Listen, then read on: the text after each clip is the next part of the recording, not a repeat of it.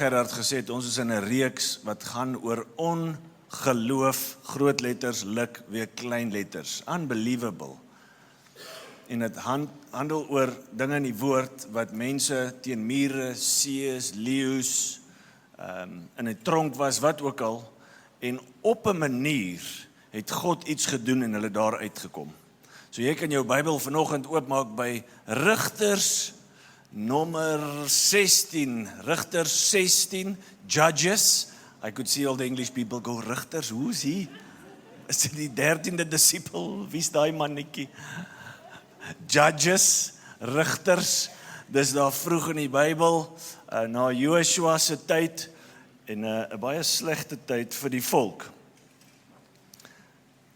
Rigters 16, ons gaan net die laaste gedeelte lees, 28 tot 31.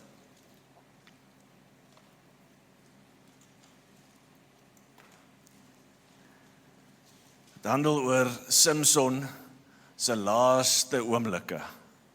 Hy is gebind met bronsketTINGs, hy is uit die tronk gehaal daar in Gaza, en na die tempel van Dagon, die visgod, die een wat maritime sukses, wat sukses op die water bring, die een wat die graanoes bring, daai god wat die Filistyne het, hy is in daai tempel, en hulle roep hom, want hy moet hulle vermaak, hy is in 'n tronk gewees, en hy maal die graan, hy doen boring werk, harde werk in die sirkel. Het jy al gedink, dat eintlik op die einde van Samson se lewe is daar 'n selfmoord? En wat maak dat hierdie ou Hebreërs 11 haal, as jy onbekend is met Hebreërs 11, it's the hall of faith. It's like the hall of famers van geloof. Het jy al gewonder, hoekom is hy daar? As ek na sy storie kyk, is dit vol prostitusie, vol wraak, egbreek, woede. Iemand wat in sy eie krag operate. Iemand wat wegdryf van sy ouers.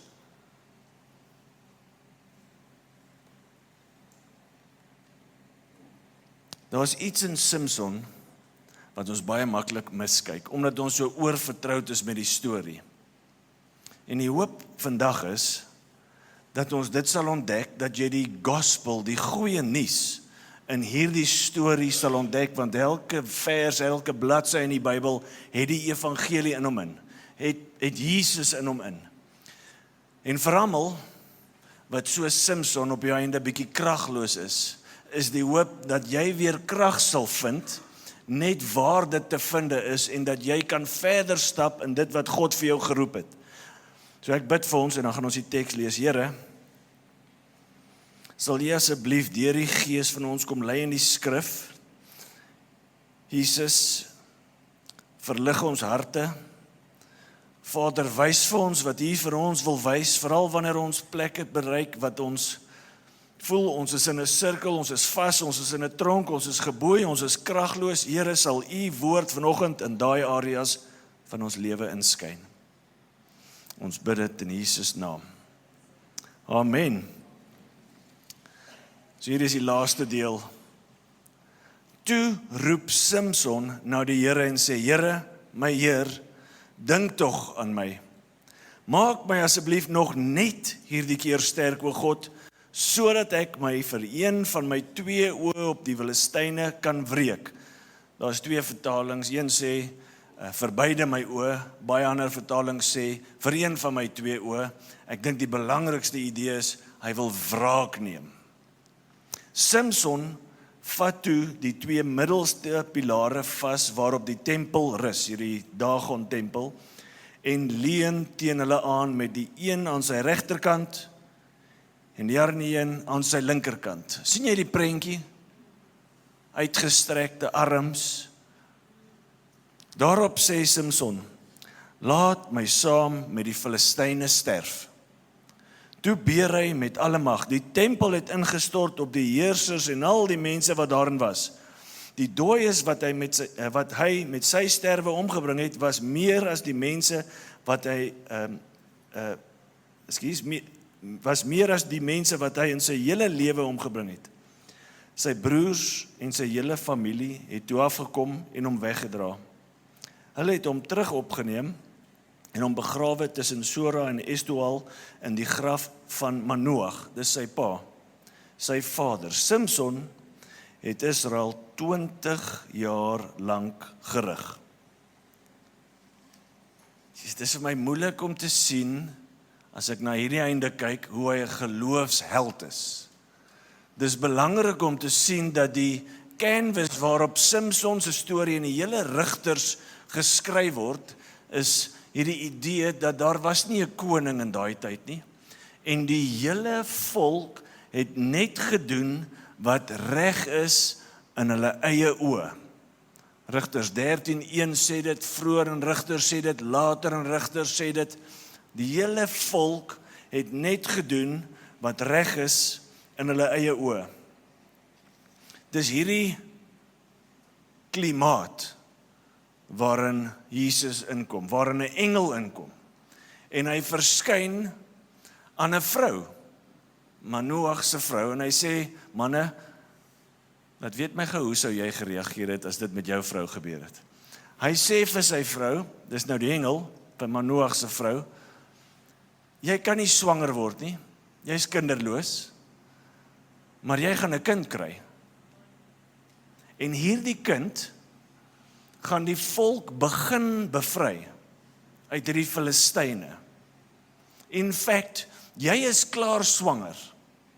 Hy gaan 'n Nasireener word, hy gaan gewy wees aan God, menend, moenie sy hare sny nie, dis een van die goed wat die engel sê. En die ander deel was, moenie aan die vrug van die wingerd vat nie, moenie sterk drank drink nie, en moenie aan ongewyde goed vat nie, dooie goed, Nasireener.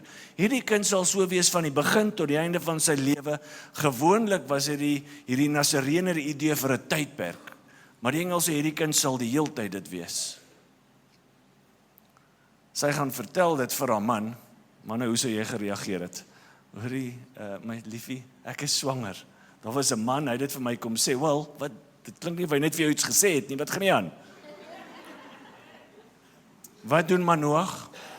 Hy bid. Hy bid en hy bid tot die Here, hy sê, Here, stuur asseblief weer hierdie man. En hy vra 'n vraag in hoofstuk 13 vers 12 wat ewig applicable is vir alle mense wat die ongelooflike lewe wil lei, wat wil in geloof stap, wat wil vir Jesus volg. Hier is die vraag wat hy vra. Jy kan na hoofstuk 13 lees. Manoach het vir hom gevra, die engel verskyn toe weer, by the way, nie aan Manoach nie, weer aan die vrou. Trouwens, moenie hoogmoedig word hier nie. Hy verskyn weer aan die vrou, hierdie keer hardloop sy na Manoach toe, en Manoach vra vir die engel, wanneer u belofte waar word, dit is geloof daai. Dit het nog nie gebeur nie, dis net gesê, dis geloof. Wanneer u belofte waar word, hoe moet die kind hom dan gedra, en wat moet hy doen? Gedrag en opdrag.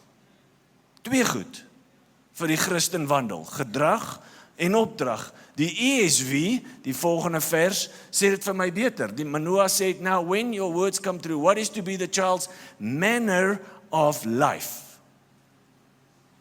And what is his mission? Manner and mission.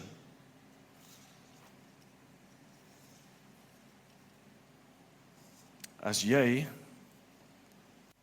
Jesus wil volg, dan moet jy besef dat hierdie oproep tot disippelskap is soos 'n muntstuk en jy word geroep beide for a specific manner and a specific mission. Dis gevaarlik om te volg sonder een van daai twee. Manner and mission, volgende slide kan jy opsit, is soos 'n muntstuk met twee kante. Dis nie 'n muntstuk as jy net die een het nie. Net 'n kantnota vir ons as ouers. Ouers, lei jou kind in manner and mission. Lei jou kind based on the word. Lei jou kind in verhouding. nie uit van 'n godsdienstige plek, jy moet nie. Maak nie saak hoe gifted jou kind is. Lei jou kind. Dit is die beste ding wat jy vir jou kind kan doen. In hierdie storie sien ons hoe daar 'n bietjie afwesigheid kom van die ouers, hoe daar afstand kom, as Samson stap in die vallei en die leeu teekom, sy ouers is nie by hom nie. Kry vir my hierdie vrou, gaan kry julle haar vir my. Wil jy nie dalk 'n ander vrou nie? Nee, ek sal haar vat. Ouers, lei julle kinders in liefde, lei hulle in verhouding, lei hulle in die woord, lei hulle sterk. Daar is 'n gevaar as ons net fokus op manner en nie op mission nie. Die gevaar vir almal wat hier binne sit, is dat as ek die Christen wandel aanpak met 'n fariseer mindset, daar is klomp moeds en ek moet van buitekant af so lyk, dan is ek 'n volger van Jesus. Dan loop ons die groot risiko om jou Bybel te lees vir feite, maar verhouding te mis. Om jou Bybel te lees vir feite nie wat jou kan verander nie, maar waarmee jy ander mense kan slaan. Katoep! Jy het dit al agtergekom? Ons loop die risiko om skoon te lyk, maar binnekant soos 'n graf te wees waar daar net dood is. En dan kan ons dink ons loop reguit na Jesus toe, want ons doen Christen goed aan die buitekant, maar ons loop reguit na die woorde toe, gaan weg, ek het jou nooit geken nie. As ons net op manner fokus, en ek wil dit noem mirror manner, dis nie die real deal nie, dis aangeplak. As ons net op dit fokus, dan loop ons die risiko om hoogmoedig te word. Because knowledge puffs up. As ons net op mission sou fokus, maar nie 'n godly lifestyle sal pursue nie, dan klop verwoesting klaar aan jou deur. Verwoesting het reeds begin. Dit is om jou huis te bou op die sand. Dit is om 'n kanon te vat, op 'n kanoe te sit en dit te skiet. Jy gaan sink. As ons praat van manner en mission, is dit belangrik om te hoor vanoggend, manner, die leefwyse, die gedrag, is 'n vrug. Dit beteken, ek en jy kan nie op ons eie nie. As dit kom by mission, beteken dit it's God's mission. Ek het krag nodig vir dit. En sukses in manner and mission behels Heilige Gees krag. As daar een ding is wat ons kan leer in Samson, is dat jy kan dit nie in jou eie krag doen nie. En ons moet ons gereeld check. Ons moet ons harte daagliks check.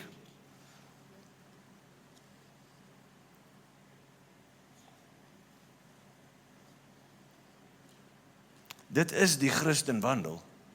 Manner and mission by the Holy Spirit's power. Markus 1 vers 17 sê Jesus, en is nou Nuwe Testament, kom volg my, en ek sal maak dat jy 'n visser van mense word. Om te volg beteken ek moet gemaak word, manner, mission, vissers.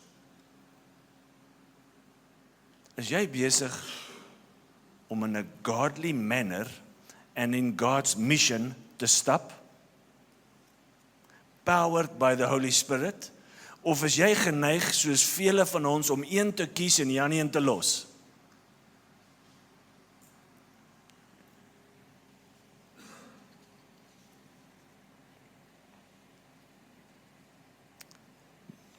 Hoofstuk 13 vers 24 kan jy daar opsit. Hierdie is aan die begin.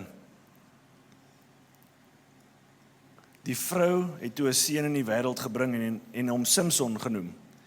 Die seun het groot geword en die Here het hom geseën. Vers 25 is hy daarop, Marshall? Yes.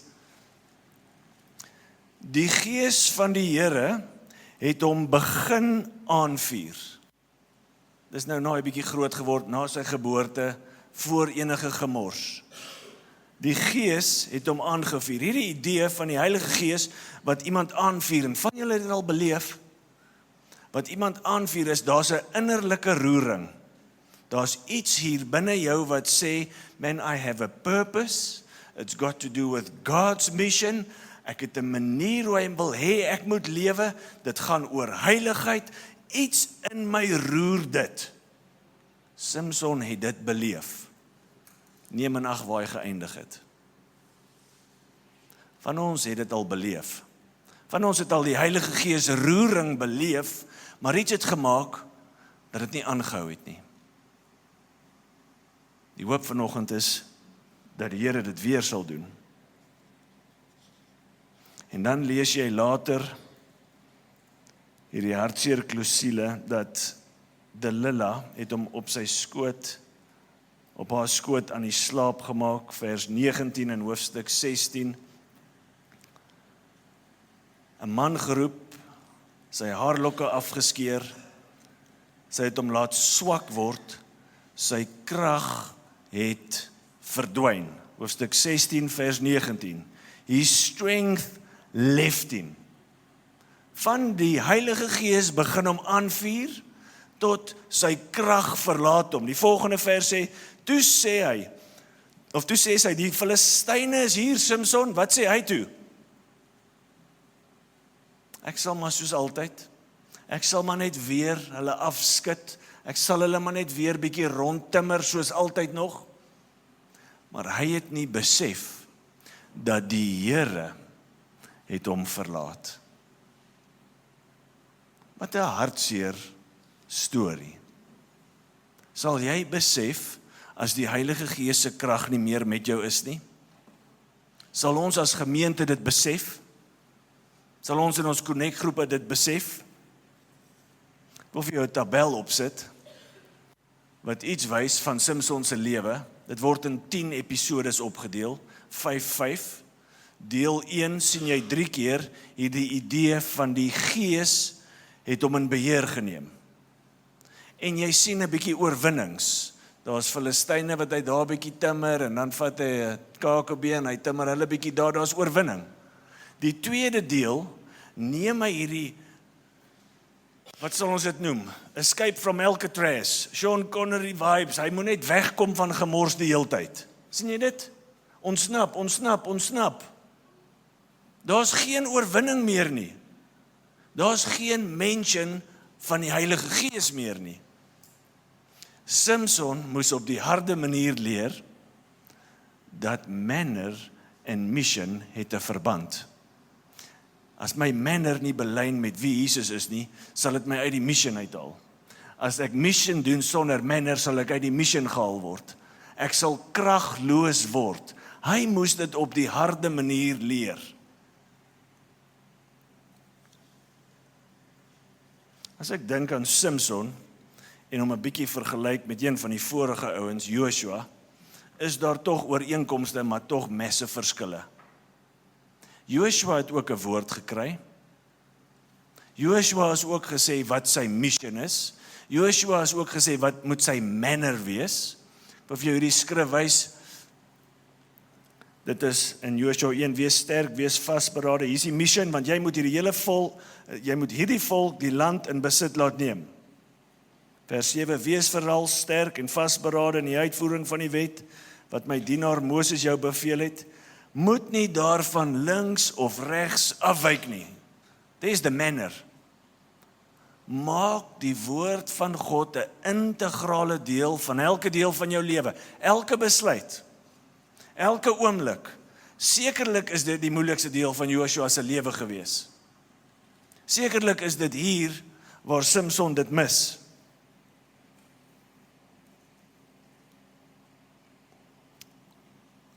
Die probleem wat Samson gehad het, en toets jouself hieraan, is nie bloot dat hy van instruksies afgewyk het nie.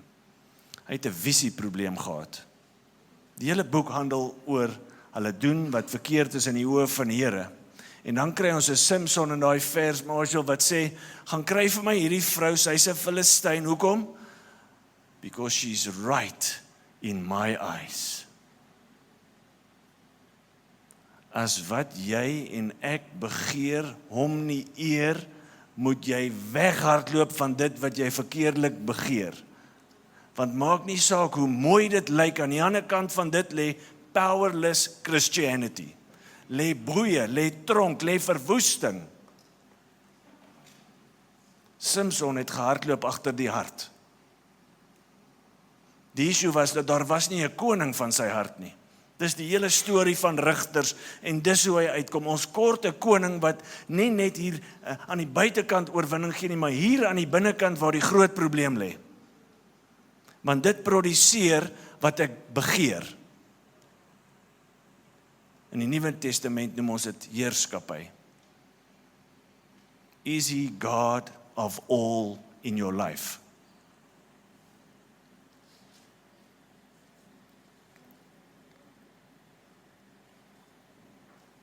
Samson, ironies genoeg, moes blind geword het om te sien. Hulle het sy oë uitgesteek, hy's in 'n tronk geboei met koperboeie. En dit is daar waar hy besef, ek het limite. Dis daar waar hy besef, man, elke keer wat daar oorwinning was dit toe nie my krag nie. Samson moes blind geword het om dit te sien. Soms vat God ons na plekke waar ons nie wil wees nie. Dis omdat ons hardkoppig is. Dis omdat ons keer op keer sy genade stem teruggedruk het. Sy sovereignty is bo jou foute en hy kom in 'n tronktyd en hy maak jou oë oop en jy erken ek is 'n swakkeling.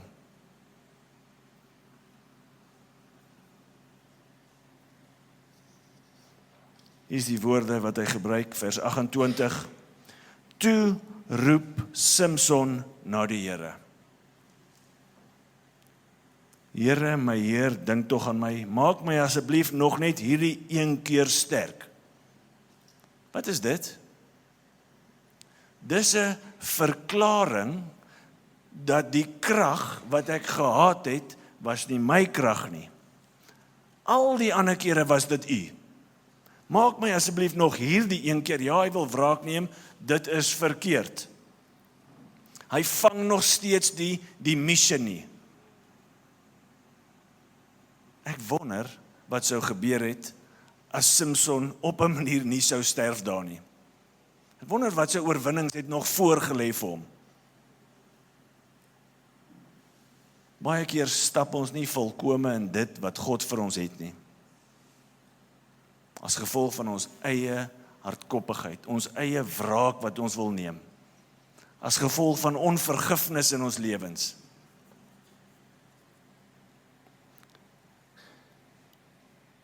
Het jy al gevoel of die Here van jou vergeet het?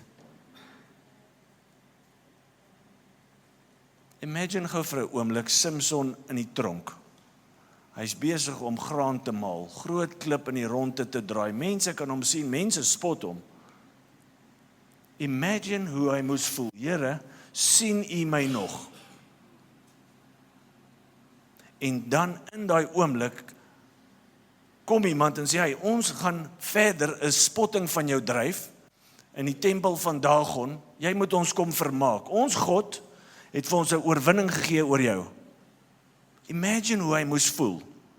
Van julle voel dalk so, wil vir jou vanoggend herinner, God sien jou. Die essensie van wie hy is dat hy alles en almal sien. Dis in sy naam, God El Roy, the God who sees. En as jy net vanoggend daar kan begin, dat hy my sien, sal jy dalk voel, geloof is besig om weer op te staan in jou hart. Samson se hare het begin groei. Onthou julle toe julle in kinderkerk was, toe het ons vir ons kinders geleer, sy krag lê in sy verkeerd. Hy het ook so gedink. Prys die Here dat dit nie in ons hare lê nie. Nee, Johan. Sy krag het nie in sy hare gelê nie. Sy krag het in sy Here. En die oomblik toe hy manner ondersit, 0 uit 3 kry hy vir 'n Nasireener. Moenie drank drink nie. Hy het lekker party gehou. Moenie aan onrein goed vat nie. Leeu. Filistynse vrou. Moenie jou hare skeer nie. Dit was die laaste ene. 'n 0 uit 3 vir toewyding aan God. Powerless. Jou krag lê in die Here. En in hierdie oomblik besef Samson dit en hy roep uit. Here, nog net hierdie keer. Dis 'n baie anderste prentjie as die Samson van hoofstuk 13, 14 en 15. Dis 'n Samson wat vir iemand vra, jong man, sal jy my asseblief na die pilare toe vat? Samson besef, ek kan nie mission op my eie nie. I need people. Ek het gewonder of daai ou weet wat hy doen. Los dit daar. Samson het besef, hy kort die krag van die Heilige Gees. En hy roep na die Here. En as jy, maak nie saak in wat se tronk jy is, of jy ook dalk 0 uit 3 vir manner gekry het, of jy mission doen sonder manner, of manner aanvat uit godsdiens, maak nie saak waar jy is vanoggend nie. As jy roep na God in nederige, afhanklike opregtheid, sal hy jou restoreer. Dis die goeie nuus van Samson. En hy het 'n 3000 man oorwinning. Meer as sy hele lewe. Jou grootste oorwinnings kan kom aan die einde van jou lewe. Almal van ons wat bo 60 is, bo 50, don't give up. Daar kan groot oorwinnings nog steeds kom. Jou grootste oorwinnings kan kom na jou tronktye, na jou donker tye. Maar sien jy van waar jou krag kom?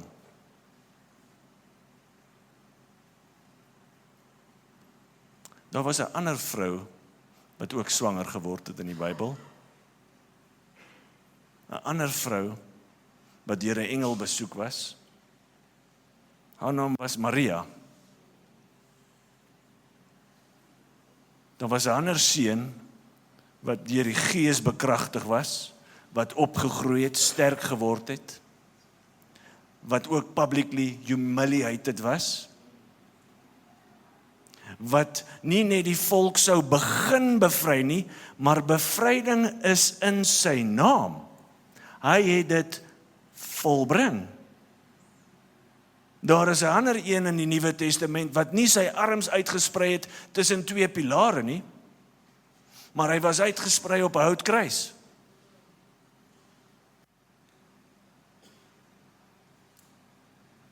Daai Jesus het opgestaan. Daai Jesus het die victory decisively geseël vir my en jou.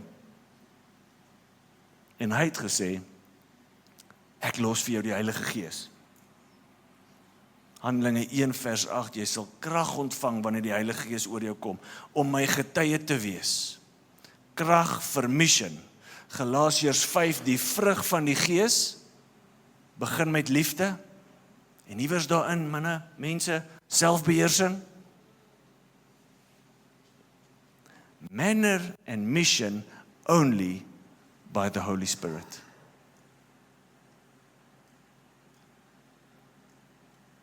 Ek weet dat van ons sit hier en sê, Here, ek het regtig restaurering van my krag nodig. En dalk is dit gesondheid, dalk is dit emosioneel, dalk is dit geestelik. Kies waantoe als vanoggend werk. Ek wil vir jou bid en vra dat Jesus deur sy gees dit sal doen. Maar soos Samson het jy nodig om jou limiete te erken. In nederigheid te kom en sê, Here, ek kort hulp. Ek het gedog ek kan dit doen.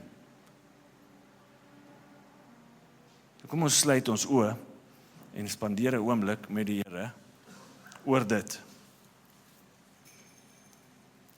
2 Korintiërs 12 sê, my grace is sufficient for you. For my power is made perfect in weakness. My power is made perfect in weakness. Sufficient, genoegsaam, is in die present tense, meaning, daar is heeltyd 'n herstellende, kraggewende genade beskikbaar vir almal wat Jesus volg. Nie een keer nie, die heeltyd. Hy gee sy genade vir die nederige. En soos jy vanoggend hier sit en sê, Here, ek kort krag. Kom ons maak ons oë toe. Ek kort krag, whether it's emotional, physical, wat dit ook al is.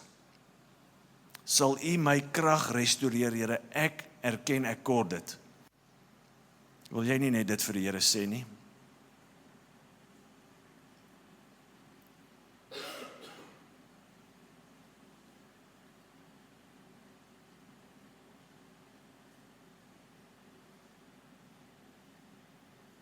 Here, sal U vanoggend kom en restaurasie bring waar net U dit kan bring. Here, soos Samson is van ons, voel ons geboei met klomp goeters.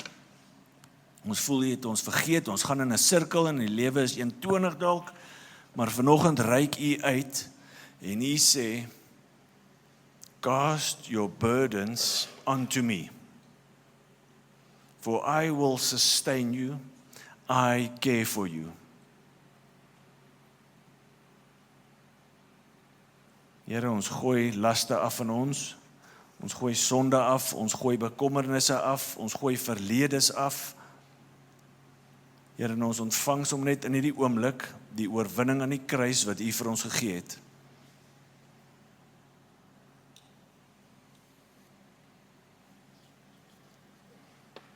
En jy sit dalk hier en jy sê, maar ek is steeds ver van God, ek is nie gered nie. Ek wil jou met een vers los, dis Jesaja 59 vers 1, wat sê, the arm of the Lord is not too short to save, his ear is not too dull to hear. As jy vanoggend roep en sê, Here, red my, dan doen hy dit in daai oomblik. En as dit jy is, vra ek dat jy na die tyd saam met ons hier aan die linkerkant agter asseblief sal kom bid. En ek wil sommer net 'n seën oor hierdie hele gemeente uitspreek. En jou met hierdie seën vanoggend uitstuur.